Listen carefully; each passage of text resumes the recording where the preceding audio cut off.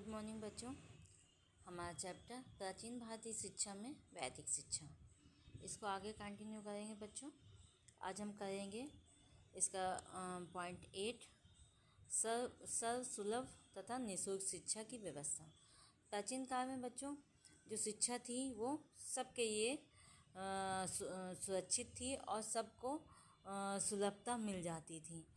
इसका मुख्य कारण था कि ये शिक्षा एकदम निःशुल्क थी। इसमें कोई भी पैसे नहीं देने होते थे, किसी प्रकार का कोई धन नहीं देना होता था और सभी के लिए यह एकदम निःशुल्क थी।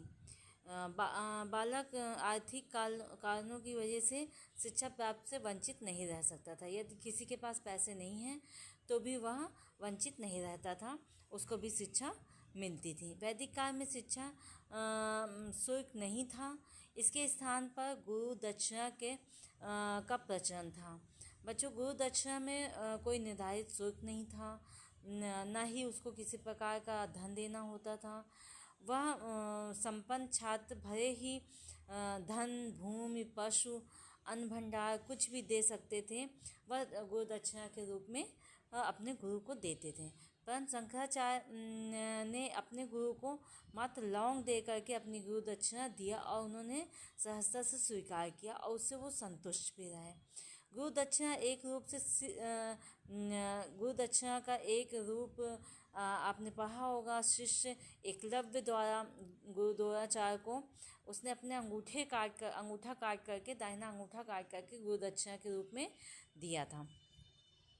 वैदिक काल में बच्चों शिक्षा अनिवार्य बनाने के लिए बहुत सारे प्रयास किए जाते थे।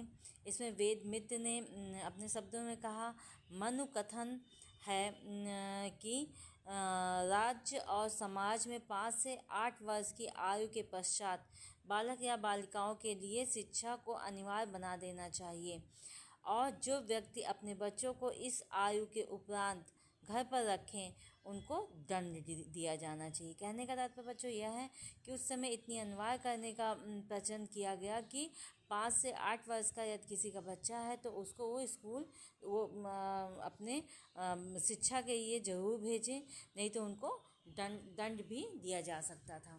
इसी के अंतर्गत बच्चों 9th जो इसका 9वां है टॉपिक, वह शिक्षा पद्धति द्वारा शिक्षा का समय। प्राचीन समय में वैदिक शिक्षा में उल्लेखनीय विशेषता यह थी कि उस काल में व्यक्तिगत शिक्षा पद्धति को अपनाया जाता था। बालकों व शिष्यों को समुचित विकास के लिए जो उसका व्यक्तित्व शिक्षा पद्धति थी उसे उत्तम माना जाता था। गुन्नार मेडर के अनुसार हिंदू धर्म की सीमा के अंतर्गत शिक्षा की पद्धति वैदिक थी, क्योंकि प्रत्येक गुरु के अपने स्वयं के शिष्य होते थे। कहने के बच्चों ये है कि उस समय पे जो शिक्षा थी वो व्यक्तिगत थी, क्योंकि उसमें जो गुरु होते थे उनके अपने ही शिष्य होते थे। इस काल में शिक्षा के लिए गुरु मुख्य रूप से प्रवचन या व्याख्यान विधि से ही पढ़ाते थे। श्रवण, मनन, चिंतन, स्वाध्याय तथा पुनरावृत्ति के माध्यम से विषय का ज्ञान देते थे और बच्चे उसको अर्जित करते थे। गुरु विषयों के शुद्ध उच्चारण के माध्यम से शिष्यों को सुनाते थे और तथा शिष्य भी उसी प्रकार शुद्ध उच्चारण को सीखते थे। बाद में शिष्य एकांत में स्वयं भी उच्चारण का अभ्यास किया करते थे। भाई बात समझने के लिए चिंतन, मनन, स्वाध्ययन का अभ्यास करते थे। इस विषय के प्रति किसी प्रकार की शंका समस्या होती थी तो वह समाधान शिष्य तथा विषय को स्पष्टीकरण के लिए आवश्यकता अनुसार वाद विवाद, शास्त्रार्थ तथा अथवा प्रश्नोत्तर विधि से अपनाया जाता था। यहाँ एक स्पष्ट यह भी देखा गया कि इस काल में प्रत्येक गुरु के पास शिष्यों की संख्या अधिक नहीं होती थी। इसलिए वह उसके समस्याओं का समाधान आसानी से कर सकते थे और भांति गुरु की देख रेख में रहते थे।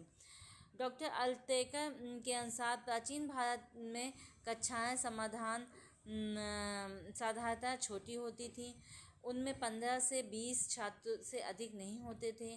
शिक्षक में कक्षाएं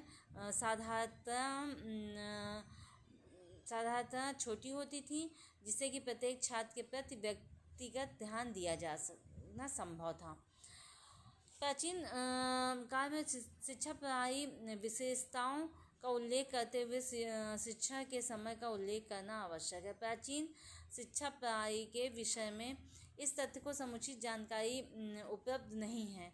इस विषय में अनुमान द्वारा ही कहा जा सकता है कि सामान्य रूप से प्रातःकाल, दोपहर तथा पुनः भोजन एवं विश्राम के उपरांत सायंकाल तथा शिक्षण का कार्य भी होता था। कुछ विद्वानों के विचार से रात के समय भी गुरुजन द्वारा विषयों के शिक्षा दिया करते थे। वो ग्रह नक्षत्रों से संबंधित विषय को शिक्षा रात में ही दी जाती थी। बच्चों, इसके आगे हम कल करेंगे जो है आपका टॉपिक कक्षा न्याय की पद्धति का प्रचलन। थैंक यू बच्चों।